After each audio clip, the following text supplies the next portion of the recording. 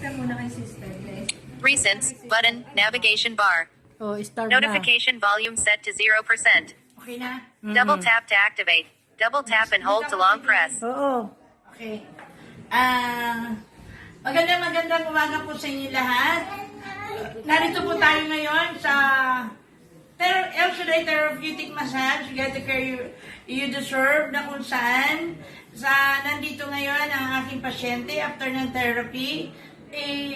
Si Sister Jocelyn Abonita Kagurangan. Siya po ay naka-schedule i-therapy ngayon. Kasama niya ang brother husband, sa kanya asawa, at yung kanyang anak na matalino. No?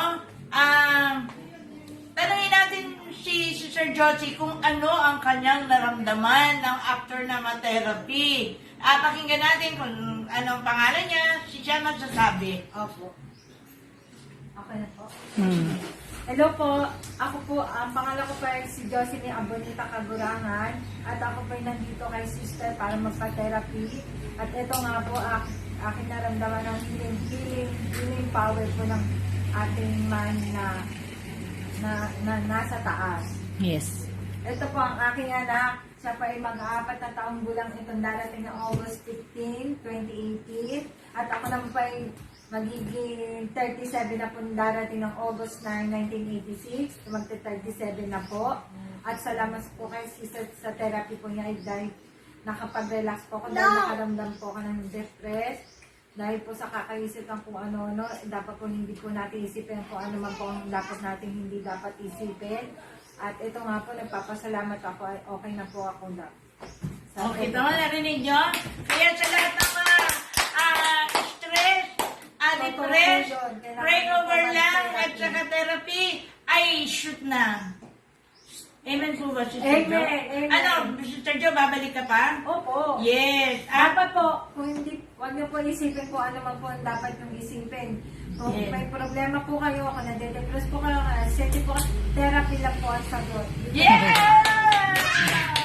Basta ka pray over, no? Okay, so, Sister Jo, welcome ka kahit, therapy kita kahit wala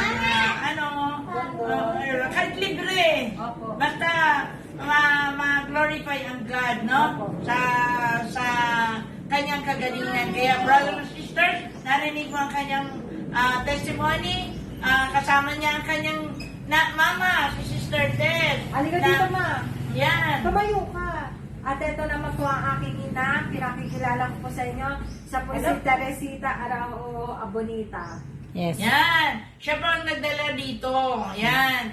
Kaya, prayer partners, maraming salamat. Magandang umaga po sa inyong lahat. Thank you. Amen. Stop recording. Thank you, Jo. Thank you rin po, Yes. sister. Okay. Stop.